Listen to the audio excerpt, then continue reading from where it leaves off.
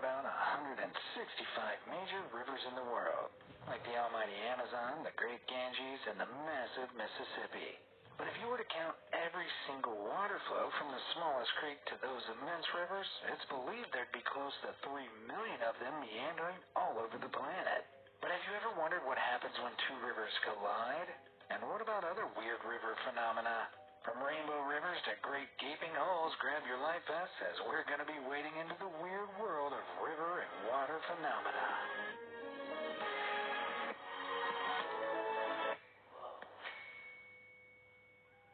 When two become one.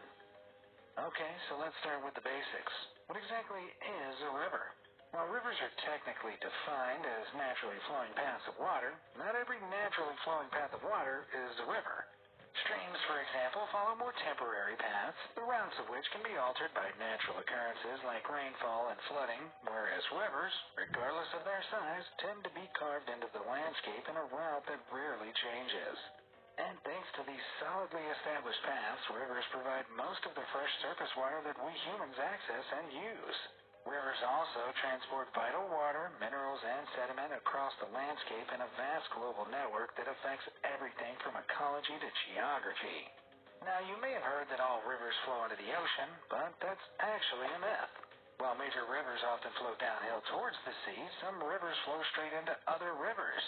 This is known as a confluence, when two or more flowing bodies of water join together to form a single channel. The smaller river that flows into the larger river is known as a tributary, and the bigger the river, the more tributaries it has. A clear example of this is China's incredible Yangtze River, which is the third longest river in the world. At 3,915 miles long, laid straight, it would be longer than the width of the United States by almost 1,000 miles. It's so big its basin, which is the area of land drained by a river and its tributaries, covers 1/5 of China's total land area. That's a huge amount of land, some 700,000 square miles, which is in part down to the sheer number of tributaries the Yangtze has, more than 700 in total. These tributaries range from small streams to full-blown rivers such as the Han River, which meanders along 952 miles before it flows into the Yangtze. But even then, you can still easily tell the two rivers apart as they create this stunning color divide. On the right is the clear blue water of the Han River, while on the left, the Yangtze looks like the whole population of China has dumped their morning tea into it. But that brown stain is actually muddy sediment, like bits of sand, rocks, and dirt, that the river has collected during its journey downstream. While it flows unimpeded, the Yangtze actually carries between 430 and 500 million tons of sediment down its channel every year. That's heavier than all the concrete used to construct the Burj Khalifa, the tallest building in the entire world. This colossal load of sediment makes the water of the Yangtze incredibly dense, and as a result, the clear water of the much shorter Han River can't immediately mix with it, creating this dividing line. Instead, the two rivers flow alongside each other after they meet. Eventually, they mix together further downstream as the sediment gradually disperses. However, this incredible color contrast isn't just unique to the Yangtze. As you can see, a near-identical effect occurs with the confluence of South America's Inarita and Guaviare rivers. That's the sediment-rich waters of the Inarita River flowing into the Guaviare River, which itself is a tributary of the Orinoco River. Similar to the Yangtze, the Orinoco is one of the longest rivers in its land, stretching 1,400 miles across Colombia and Venezuela. But we can't talk about big rivers in South America without addressing the almighty Amazon. This gigantic river stretches at least 4,000 miles long, the second longest river on the planet, behind only the Nile River, which beats it marginally at 4,132 miles. But while the Nile has more length, the Amazon has more tributaries, with over 1,100 of them feeding into its channel. And with such a large waterway comes some spectacular confluences, such as here known as the meeting of the waters, where the black water of the Rio Negro merges with the sandy Rio Solomos, yet another tributary of the Amazon River. Over 3.7 miles, the two rivers run side by side one another without mixing, creating this incredible yin-yang effect. This phenomenon is due to the differences in temperature, speed, and volumes of sediment in the two rivers. Due to the inclines it runs down, the main river Solimoes flows at a steady 2.5 to 3.7 miles per hour, the average pace of walking, while the Rio Negro, whose channel doesn't follow such a steep incline, is slower at an average speed of 1.2 miles per hour. And it's the river's sluggish pace that also causes its dark-colored water. As the Rio Negro flows through the surrounding rainforest, vegetation falls and decays, leaching dark-colored chemical components called tannins into the water. It's the same effect as brewing a cup of tea, but don't get this river's black water confused with your Earl Grey, because the decayed vegetation makes the water highly acidic with a pH high of 2.9, equivalent to the acidity of grapefruit juice. Probably tastes as gross, too. While that sounds kind of dangerous, confluences such as the meeting of waters are actually vital for wildlife, because this color clash mixes up nutrients in the water. In fact, along the Rio Solimoes 1,000-mile length, the diversity of electric fishes such as eels and catfish increases closer to confluences due to the increased richness of nutrients and organic matter. Still, with lightly acidic waters and electrical animals, I wouldn't dip your toes into the meeting of waters. But depending on activity in the surrounding basins, the rivers can appear in a variety of different colors when they meet. Such as here, where the clear water from Granite Creek flows into the muddy Hoback River at their confluence in Wyoming, USA. The brown, almost red water of the Hoback seen here comes from landslides that happen further upstream, giving its waters an even greater makeup of sediment. Or here at the color-clashing confluence of the Rhone and Arve rivers in Switzerland. The deep blue of the River Rhone clashes with the denser milky green water of the River Arve, which is full of white sand sediment. But the best things always come in threes, as demonstrated by the famous Passau confluence. Located on the German-Austria border, this is where several rivers combine with amazing triple colors. The thinner, darker stream on the far side is the River Ilz, which gets its dark-colored water as its basins contain the Bavarian forest in Germany, collecting decayed plant debris and peaty soil from the surrounding forest. While on the other side, that bold green river is the River Inn, which flows directly from the Alps mountain range where it picks up a high concentration of calcium carbonate from the surrounding limestone and gains that incredible turquoise color. The River Ilz and Inn are both tributaries feeding into the River Danube in the center. Though you may have noticed the River Inn is actually pushing the Danube aside, green encroaching more on the blue. That's because the River Inn actually contains 5% more water due to seasonal glacier melt, and this initially overwhelms the confluence meeting.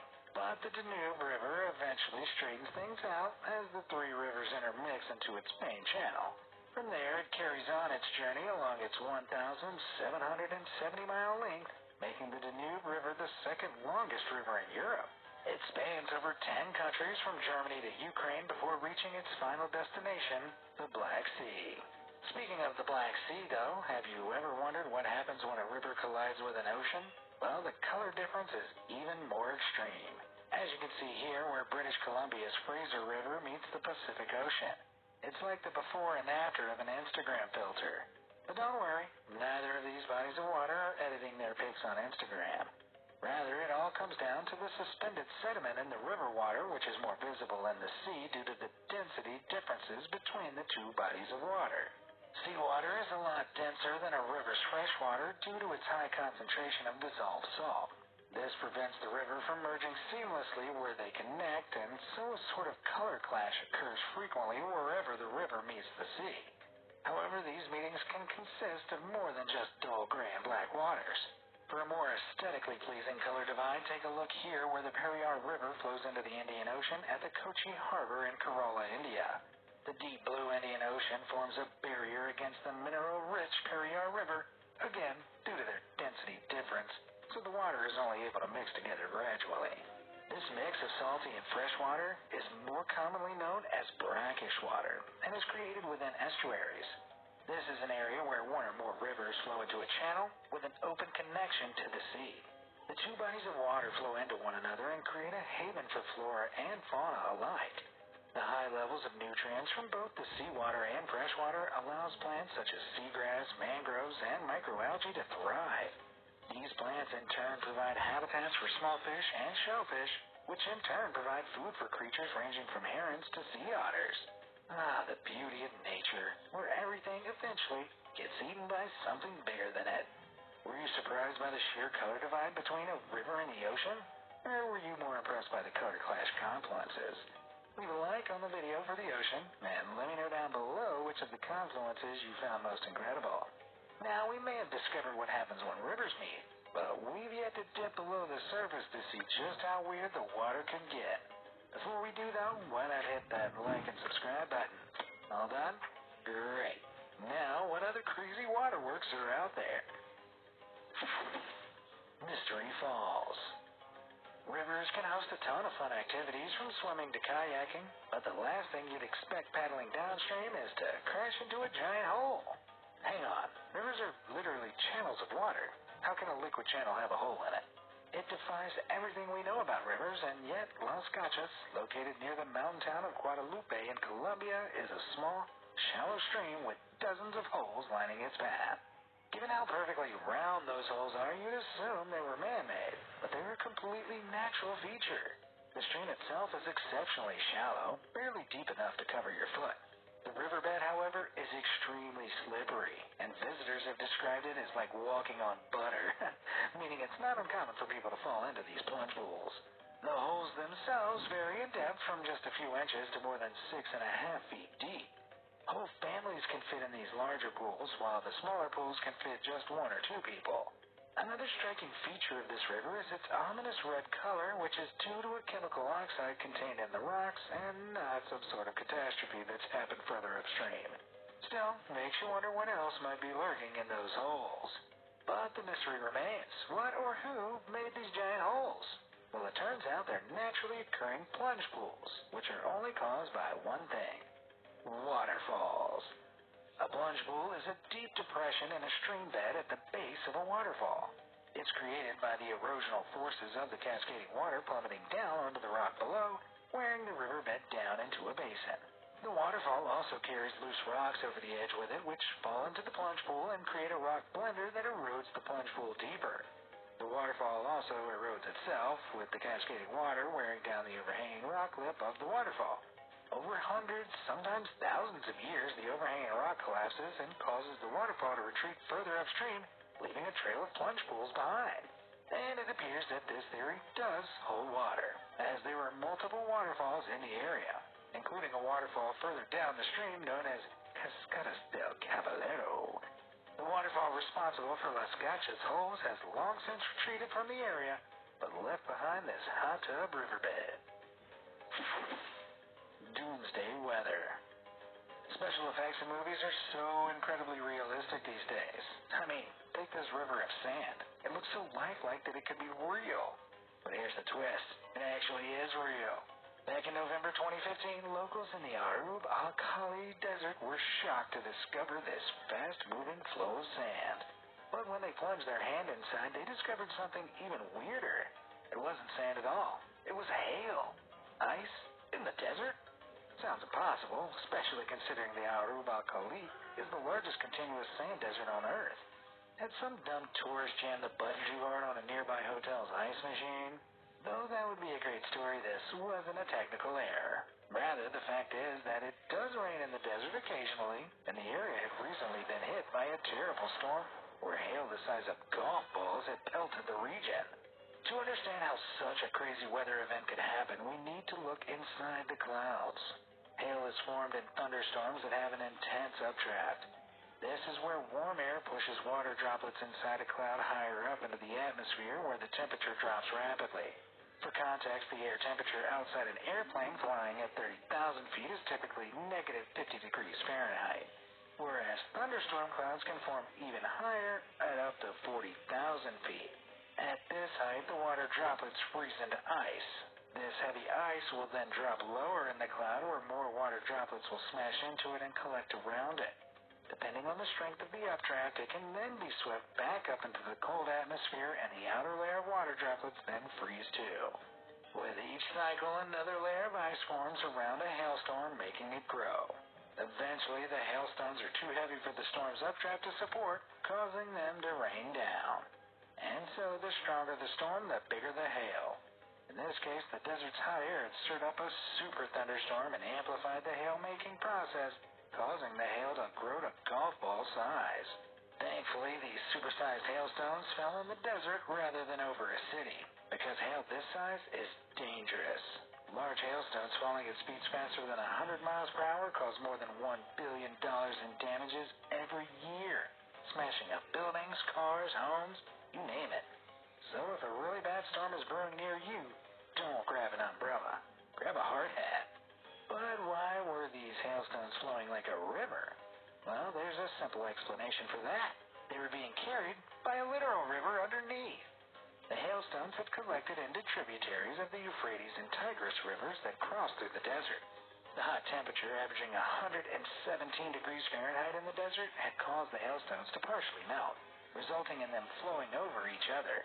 Sand stuck to the wet hailstones as they gradually melted, so that from afar it appears to be a river flowing with sand.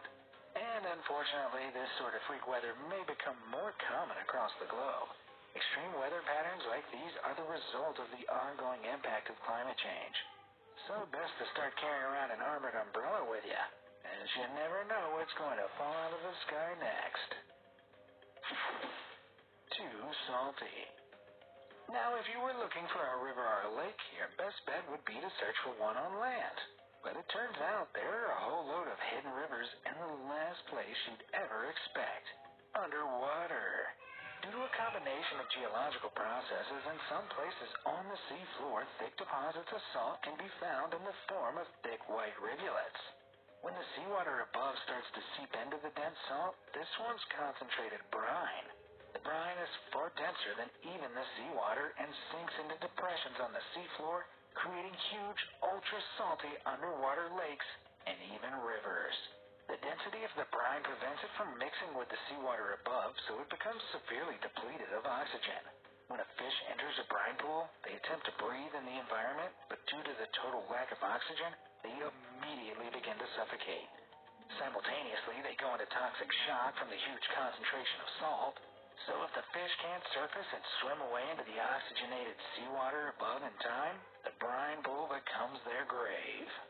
Scientists on remote-controlled rover dives have discovered brine pools littered with the remains of fish, crabs, and other organisms that dared to swim too close. What's even creepier is that the dead creatures are then preserved for years without decay, because again, there's no oxygen here, which prevents the process of decomposition. Every brine pool ever found seems to have a fish graveyard nearby. They didn't sing about that in Under the Sea. Probably because that would have turned The Little Mermaid into a horror movie. Missed opportunity. In 2021, beachgoers were enjoying a sunny day on La Jolla's coastline in California when they spotted something rolling in on the horizon. Was it a cloud? A ship?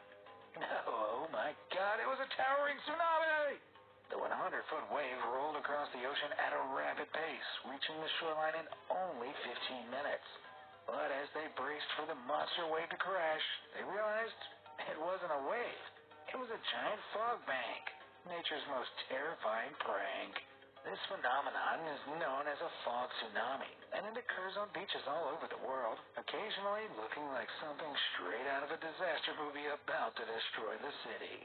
La Jolla's intimidating fog bank stretched 26 miles along the coastline and was so tall it blocked out the sun. Fog banks can become so huge they're even visible from space. Luckily, the fog itself is completely harmless, though it may make things a little difficult to see. Giant waves of fog descending over whole cities can reduce visibility instantly. They can get dangerous for drivers, pilots, ships. Heck, riding a bike in this weather would be a risk. Fog tsunamis can form quickly on sunny, cloudless days, seemingly out of nowhere. But they are actually a type of advection fog. This process occurs in summer months when long, sunny days heat up the land, creating warm, moist air currents. This warm air passes over the cold surface of the ocean where the water vapor condenses into a giant blanket of fog. The fog tsunami forms its distinctive wall shape due to a sea breeze front where hot air from the land meets the colder air from the sea. These opposing air fronts create an invisible boundary, forming the fog into a large wall which then slowly moves towards the land. Wow, nature sure works in mysterious ways. Swim a rainbow. Do you remember those trippy Skittles adverts encouraging you to taste the rainbow? Well, why taste the rainbow when you could swim the rainbow instead? And I don't mean in a swimming pool full of melted Skittles. I mean in Colombia's Rainbow River. Located in Sierra de la Macarena National Park is Cano Cristales, a 62-mile stretch of waterfalls, rivers, and streams that, if you visit at the wrong time of year, appear dark green and a little boring. But between June and November, the river bursts into a rainbow of colors. The waters ripple with a vibrant spectrum of purples, pinks, yellows, and greens that practically paint the riverbed. What causes this colorful wonder is a rare aquatic plant that grows in the water called Macarena clavigera. And this plant doesn't just return with the same style every year. Due to the delicate nature of the ecosystem, the plant's growth and color is determined by the year's rainfall, temperature, and sunlight. As a result, the river blooms in different color combos every year. A stretch of the river may be a deep crimson, then come back the next year bright green or yellow. The Macarena clavigera is an incredibly rare plant, with its unique nature supported by the 1.7 billion-year-old rock formation of the Cano Cristales riverbed. This prehistoric rock was formed by sediment from a series of ancient rivers, making it super rich in minerals such as phosphorus, iron, and quartz. And it's this rare mineral-rich bedrock that makes it a perfect place for this plant to grow. Unsurprisingly, when you have something as picture-perfect as the Cano Cristales, it attracts tourists. Even if they have to hike through the wilderness to get to it, those influencers are determined to get their Rainbow River selfie. But they might not be so eager when they realize they have to go makeup-free. No, seriously. To help conserve the environment, park authorities now prohibit visitors from wearing any chemical products that could contaminate the water, including sunscreen, insect spray, deodorant, and makeup. Not that anyone's eyeshadow is going to beat the vibrant colors of this river. Out for a spin. You may have heard that if you ever see a tornado on the horizon, you'll be safe if there's a lake or river in between you because tornadoes can't cross bodies of water. But I think someone may have confused tornadoes and vampires here because that's just not true. In fact, bodies of water can turn against you by forming their own versions of tornadoes known as waterspouts. Tornadic waterspouts are typically where tornadoes move from land to water or form over water during thunderstorms. Despite the name, waterspouts are technically a whirling column of air. They don't actually suck up a great towering twister of water, Aquaman style. But be warned, as there's another even more dangerous kind of waterspout to watch out for. If you're ever sailing on the ocean, lake, or creek and see a rippling spot appear on the water's surface, get out of there fast. Because that spot is caused by a descending column of rotating wind from a cumulus cloud. Following this, light and dark bands typically spiral out from the dark spot before a swirling ring of sea spray arises. This is a fair weather waterspout, which then starts growing larger and stronger. The average fair weather waterspout is around 165 feet in diameter, with wind speeds of up to 50 miles per hour. While a land tornado is typically more powerful, with winds ranging from 112 to 206 miles per hour, you shouldn't underestimate a waterspout's power. Anything light enough can be lifted into the air, including fish or even an unlucky turtle. A waterspout can whip fish out of water and, if it's strong enough, lift them all the way up into the clouds. The fish can then be carried over land by the winds until the air currents weaken and can no longer support the fish, and what goes up must come down. People as far as 100 miles inland have experienced raining fish. All that cloudy with a chance of fish sticks. Good news for the fish is that the average waterspout has a short lifetime, lasting between 2 to 20 minutes before the flow of warm air into the vortex weakens, causing the waterspout to collapse. But there are monstrous outliers, with some freak waterspouts reportedly forming up to 330 feet across and lasting up to an hour. No matter which type they are, giant waterspouts can be incredibly dangerous to ships. Back in 2006, a freak tornadic waterspout in Jacksonville Beach, Florida, flipped over a 32-foot catamaran. The twisting tower lifted the boat up 25 feet in the air and rotated it before it was yeeted all the way back into the ocean. Thankfully, there were no casualties. What a twist. So, which water-based phenomenon did you find the most interesting?